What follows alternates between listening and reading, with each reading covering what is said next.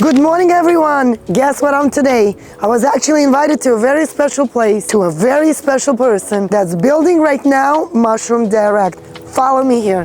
Well, just for the record, everyone, Avram Kaikov is my podcast recording expert, and every time I'm calling him for an appointment and he's telling me he's busy in his Mushroom Direct business, I'm always questioning, what are you doing? Where is it? So today I have the privilege of being invited to this beautiful location. We could showcase exactly where it's all happening. Let's go. So Solomon is going to give you a quick tour of the facility and what you And can. who is Solomon? Welcome. Thank you. Solomon is my partner. Amazing, amazing. Israel. What you're seeing here is basically a waste management facility.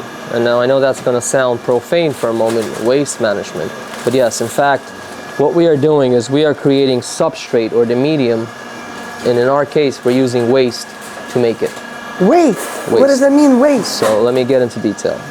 Agricultural waste in our case, industrial waste that doesn't have any traces of other chemicals, just pure wood and pure hulls or the outer layer. So that is getting mixed into the right mixture. This piece of equipment is fully customized for our needs. It gives us the ability to set certain parameters to allow us to put the right amount of water, to have the right amount of moisture within the bag.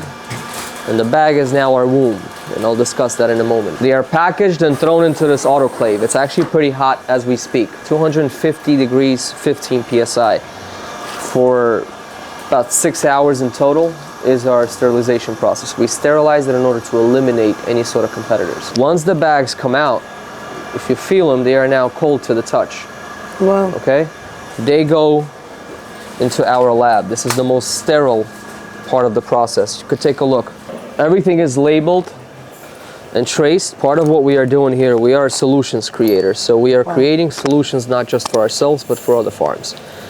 For you to become organic, for a farm to be organic, they have to have the ability to trace a product from the shelf of a supermarket all the way down to its source. And so what we are creating here is in fact a system to allow not just ourselves but other farmers to have that sourcing and tracing ability, where you can literally scan a specific batch and know exactly where it came from. You know its entire lineage and history. So there's a lot going on here as far as computers and automation. We are teaching an AI system here on the various stages of mushroom growth. Interesting. So commercial spaces that are dead right now in New York City could be used for Absolutely. very beneficial sources for the growth of good food and nutritious meals. Exactly, and not just food. You can really do so many different things, right? So there are certain upsides to this location. It's in the middle of Jamaica on one side. Yeah, well, what is the upside? Well, highways are very close. Easy commute.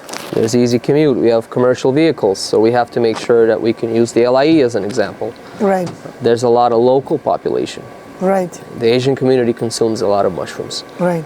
They understand the benefits. In fact, in China, they consume 20 pounds of mushrooms per year per consumer, versus in the US, it's about half a pound to a pound. And even the ones that we consume are not the exotics, but rather the more common white bottoms and the portobellos. So all commercial owners that are sitting on empty properties right now. Well, they should be thinking about what are the other use cases. Well, forget industrial necessity. You don't have to go crazy. You don't have to go wild.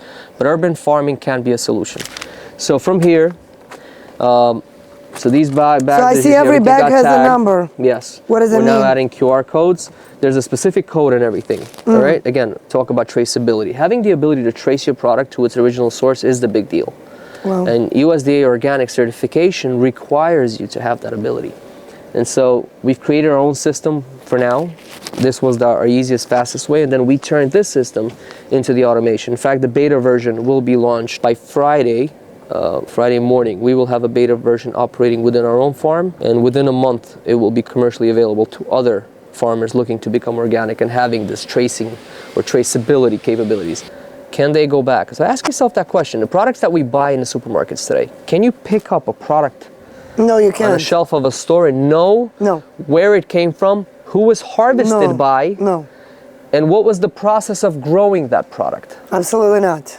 So this is what we're looking to do. We're looking to do. So this is the next generation, next level.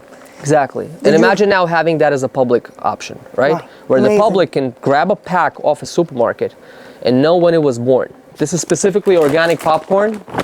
Wow. It's readily available in an organic format. It's relatively cheaper than some of the other grain. We can really use any grain.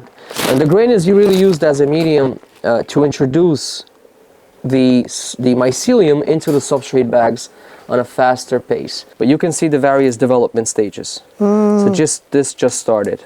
This is getting ready to finish up.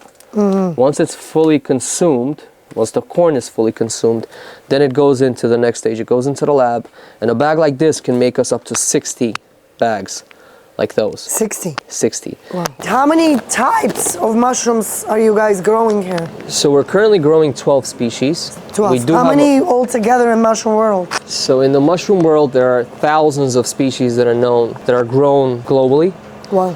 mostly wild strains that are foraged in a forest. It does create some problems from a kosher perspective. So there's issues with wild mushrooms, specifically related to cleanliness, right? You don't know the source. It may have grown somewhere in a forest, which could be perfect conditions, but also that soil can be contaminated. We don't know. Right. So in our case, we focus on the strains that are easier. They're not easy, but they're easier to grow in an urban settings. The 12 strains we grow now are commercially available throughout the United States on a very small scale, but some are very exclusive when it comes to that fact. And create formatting, practically for every strain. We have set conditions for every strain. We control every single parameter. We try to be as close as possible to the forest, right? Optimal humidity, optimal levels of fresh air, optimal levels of CO2. And every condition is different. And some of the strains we're growing, they're crazy on demand. Like, we're practically sold out on this product every single time we grow it. And many times people order it before we even have it. Wow. That's called lion's mane. Lion's mane is a mushroom that is famous for its neurogenesis capabilities, restoring brain cells, making those connections again of the nerves.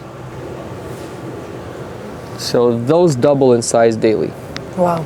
So within the next couple of days, we will basically be able to harvest a bunch of lion's mane out of here. This entire facility is managed off a tablet or a cell phone. What? Literally, yes. Every single parameter in this facility we can monitor remotely. So you don't need humans here? Right now we do need humans here because a lot of the process is very labor intense, but eventually the goal is literally that.